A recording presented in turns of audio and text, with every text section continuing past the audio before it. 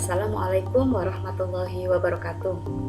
Perkenalkan, nama saya Lilis Rina Santi, calon guru penggerak angkatan 7 dari SMK Negeri 2 Pekalongan. Dalam kesempatan kali ini saya akan memaparkan tugas terkait koneksi antar materi modul 3.2 tentang pemimpin dalam pengelolaan sumber daya. Sebelumnya saya akan memperkenalkan fasilitator saya, Ibu Titi Umiati SPD MSI. Pengajar praktik saya, Ibu Nur Hafifah SPD. Adapun tujuan pembelajaran khusus dalam tugas koneksi antar materi modul 3.2 ini adalah calon guru penggerak mampu menghubungkan materi modul ini dengan modul-modul yang didapatkan sebelumnya. Berikut ini adalah pertanyaan-pertanyaan pemandu dalam kegiatan 3.2.A.8 koneksi antar materi modul 3.2. Adapun pertanyaan yang pertama adalah buatlah kesimpulan tentang apa yang dimaksud dengan pemimpin pembelajaran dalam pengelolaan sumber daya dan bagaimana Anda bisa mengimplementasikannya di dalam kelas, sekolah, dan masyarakat sekitar sekolah. Adapun kesimpulannya adalah pemimpin pembelajaran dalam pengelolaan sumber daya adalah seorang manajer yang menggunakan pendekatan berbasis aset atau kekuatan dalam mengidentifikasi aset atau sumber daya di sekitarnya untuk menggali setiap potensi yang ada dalam rangka mencapai tujuan pembelajaran. Selanjutnya adalah bentuk implementasi di dalam kelas yang sudah saya lakukan adalah yang pertama, melakukan perencanaan pembelajaran dan analisis kebutuhan pembelajaran di kelas.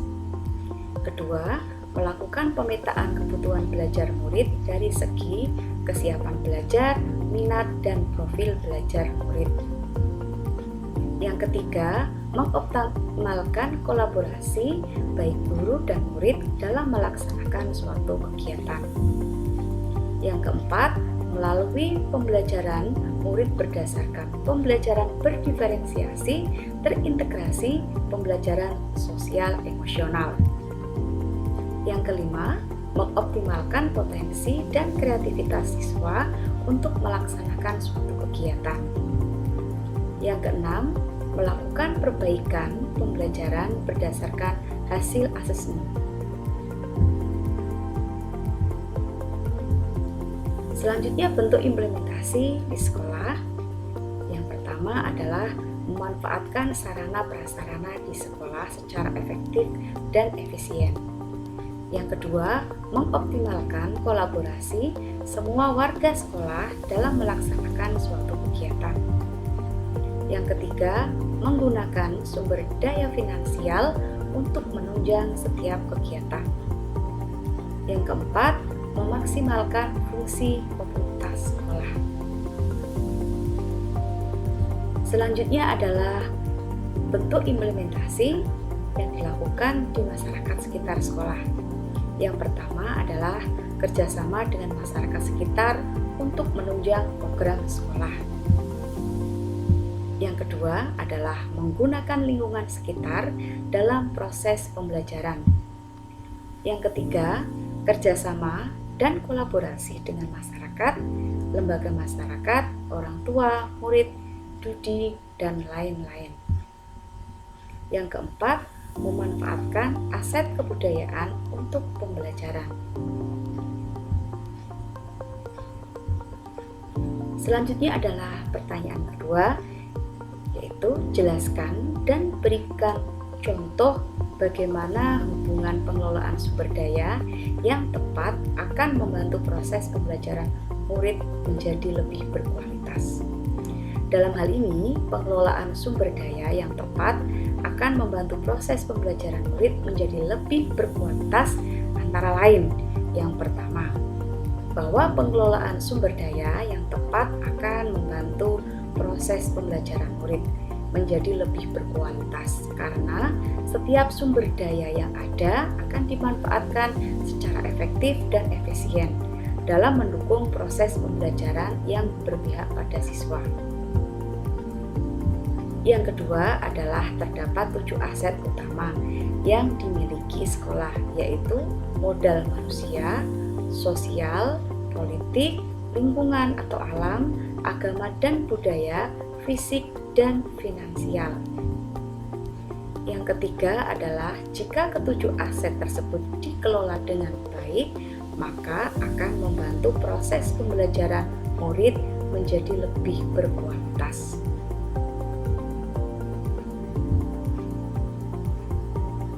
Sedangkan untuk contoh pengelolaan sumber daya yang tepat akan membantu proses murid menjadi lebih berkualitas, sekolah yaitu contohnya akan menggelar karya proyek penguatan profil pelajar Pancasila atau disingkat dengan P5.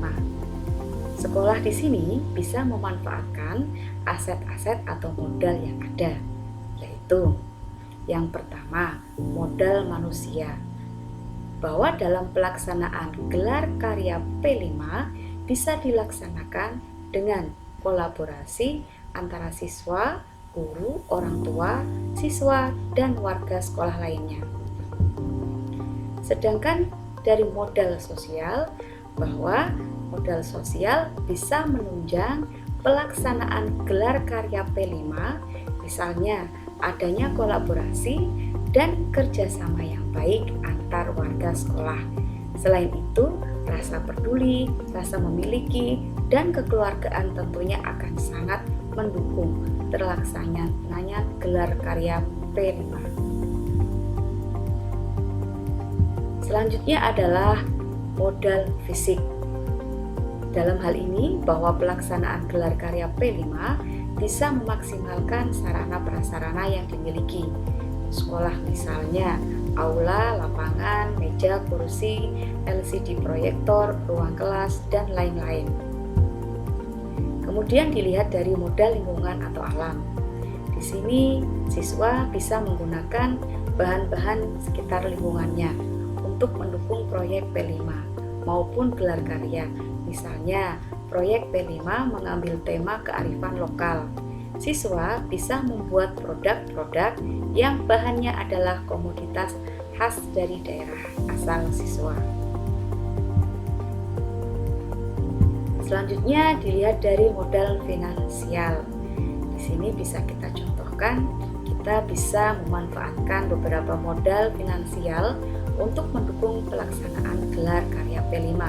Misalnya dengan menggunakan dana BOS, kas kelas, sponsor, dan lain-lain. Selain itu, jika dalam karya ada penjualan produk, hasil penjualannya bisa menjadi kas untuk mendukung proyek selanjutnya. Selanjutnya dilihat dari modal politik. Terkait dengan ini adalah karena adanya relasi yang baik antara pihak sekolah dengan lembaga di luar sekolah bisa menunjang pelaksanaan gelar karya P5. Misalnya, untuk mendukung finansial dari dana sponsor. Relasi dan komunikasi yang baik tentunya akan memperlancar cairnya dana dari sponsor. Jika gelar karya melibatkan masyarakat umum, kita bisa menggunakan kekuatan wali murid yang mungkin menjabat di posisi strategis seperti perangkat desa, perangkat kecamatan, dan lain-lain untuk mendukung kegiatan atau mensosialisasikan kegiatan. Yang terakhir adalah dilihat dari modal agama dan budaya, bahwa di sini produk kebudayaan di lingkungan murid bisa menjadi salah satu penampilan untuk mendukung gelar karya P5. Misalnya wayang, kulit, tari-tarian, lagu Jawa, dan lain-lain.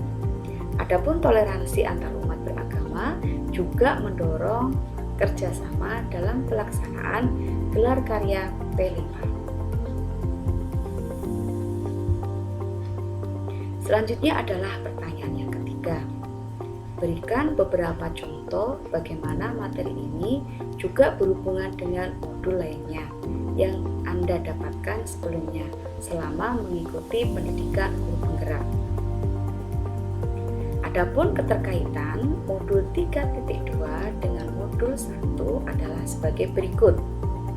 Yang pertama adalah keterkaitan modul 3.2 dengan modul 1.1, bahwa pendekatan berbasis aset atau kekuatan yang dipelajari di modul 3.2 akan mendukung terciptanya pembelajaran yang berpihak kepada siswa, sehingga potensi siswa akan tergali secara maksimal.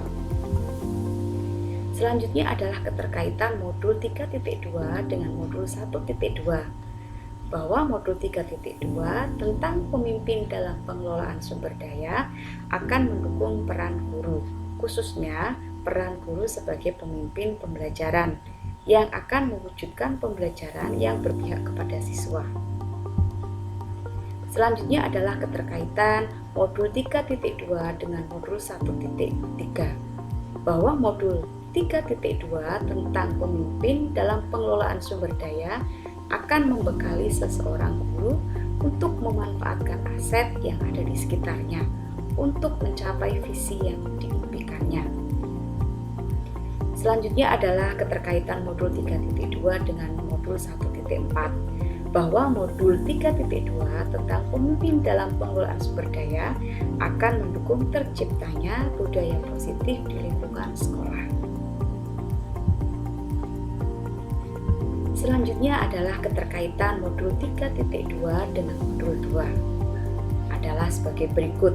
Yang pertama, keterkaitan modul 3.2 dengan modul 2.1, yaitu bahwa pendekatan berbasis aset yang dipelajari di modul 3.2 akan membekali guru dalam mengidentifikasi aset-aset di sekitarnya dalam mendukung pelaksanaan pembelajaran berdiferensiasi modul 2.1. Kemudian yang kedua, keterkaitan modul 3.2 dengan modul 2.2.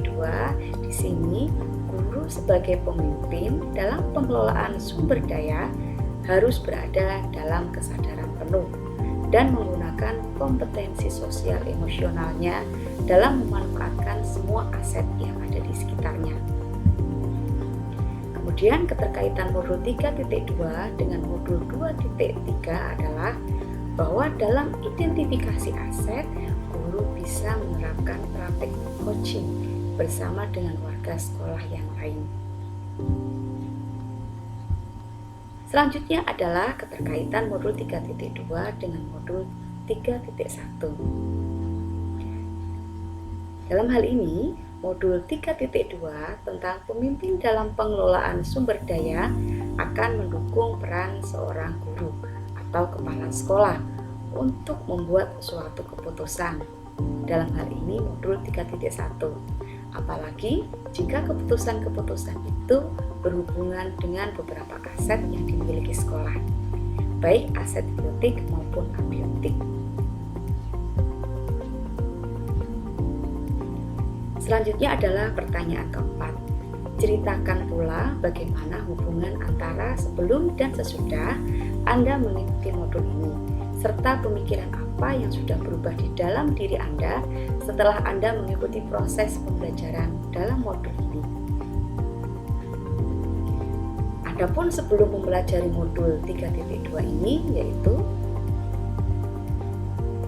saya belum paham tentang pendekatan-pendekatan yang digunakan untuk merencanakan suatu kegiatan. Saya juga belum paham tentang pembagian aset yang terdiri dari atas 7 modal utama. Kemudian, setelah saya mempelajari modul 3.2 ini adalah saya menjadi paham tentang pendekatan-pendekatan yang digunakan untuk merencanakan suatu kegiatan, yakni pendekatan berbasis aset dan pendekatan berbasis kekurangan. Saya juga menjadi paham tentang pembagian aset yang terdiri atas 7 modal utama, yaitu modal manusia, sosial, fisik, lingkungan atau alam, finansial, politik, dan agama dan kebudayaan. Selanjutnya, pemikiran apa yang berubah? Yaitu yang pertama, sebagai seorang pemimpin lebih baik menggunakan pendekatan berbasis aset dalam mengambil suatu keputusan atau merencanakan kegiatan atau program. Kemudian, sebagai guru, seorang pemimpin harus bisa menjadi manajer dalam mengoptimalkan potensi yang ada, baik potensi dari aset biotik maupun abiotik. Selanjutnya yang ketiga, ternyata ada banyak aset atau modal di sekitar kita yang dapat digunakan untuk mendukung proses pembelajaran atau program sekolah.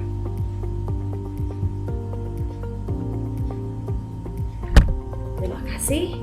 Demikianlah pemaparan saya tentang koneksi antar materi modul 3.2.